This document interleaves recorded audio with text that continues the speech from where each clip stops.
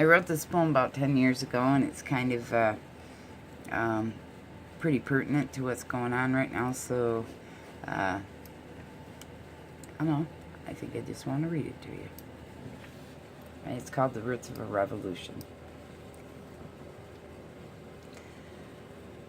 I stand before the gate of bureaucratic injustice to look for a beginning of the string of conscious action.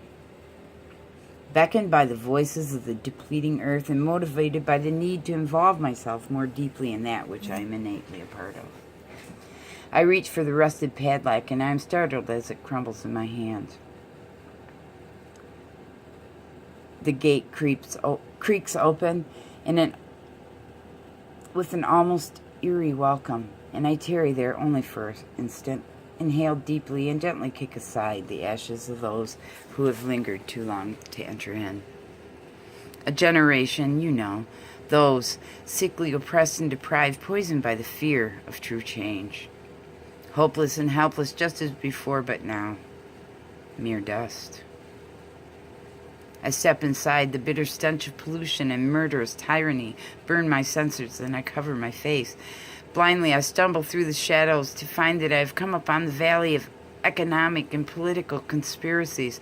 Just beyond the valley, worlds of truth that has been kept from all of us. Poisons, chemicals, electromagnetic manipulations, fluorides, bromides, aluminum, barium, nuclear, numbing, mind control, pharmaceuticals.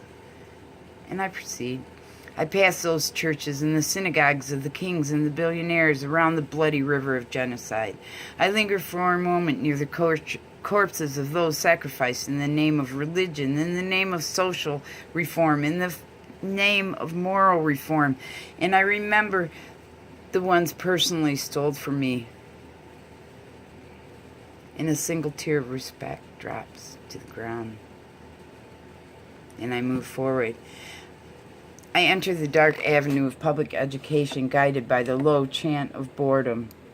Forced conformity, selective teaching, exploitation, non-religion, oppression, depression, discrimination, a multitude of stifled ideas for a new future. Yet I proceed. Through the blaring, pounding, screaming media field, relentlessly drilling holes in my brain to keep us all forever in terror, ignorance, and confusion, forever hating on our own bodies and thoughts and all that we feel deeply within our own being, questioning it all. Ashamed of not being beautiful enough, smart enough, rich enough, motivated enough, protected enough, godly enough, patriotic enough, honest enough, happy enough, careful enough, fearful enough, generous enough, resourceful enough, controlling us, all with the myth of mental incompetence, powerlessness, submission. So we have nothing left to do but throw ourselves at Big Brother's feet and say, "Oh, great man, please help me, protect me, take care of me. You promised." Right. Priming us for our lack of privacy, fantasies of surreal lives of our Hollywood gods and goddesses, promoting the viewing of staged personal tragedies, deep inner secrets, games of love, sex, money,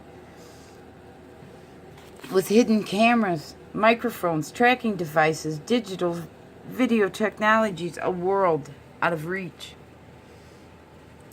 That distraction to reality. All the while, broadcasters are prostituted for their ability to lie straight through their handsome and beautiful and honest appearances, just to distort and deter us from anything resembling truth. And I proceed.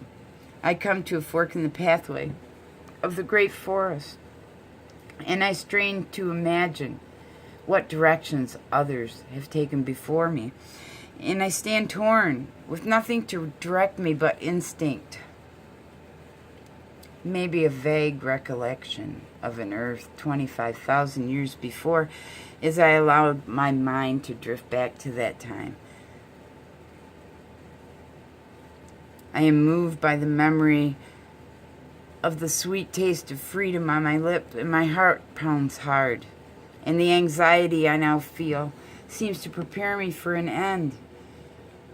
I fear my decision may not come as quickly as my demise, so I reach out in desperation to the dark, starless sky, and with a purpose to invoke an answer, I cry out in frustration to the force that has driven me to seek this place. What am I supposed to do now? What do I need to do? I don't know where to start. Where does this whole thing start?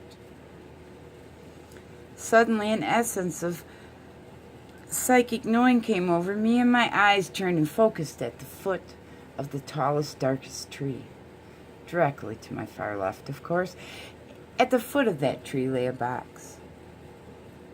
I stooped down eagerly to reveal its contents. Confident in the answers that lie within, I brush off a thick coat of the ashes to find it's just simple.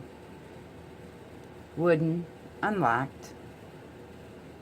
I inhale deeply and prepare myself for what is there, knowing that my life may be forever changed after I expose the roots of a true revolution. The beginning of conscious action. It's the formula I need. I close my eyes as I briefly lift the lid. And I gaze into the box to find it contains nothing. Nothing, just a mirrored lid and my own reflection.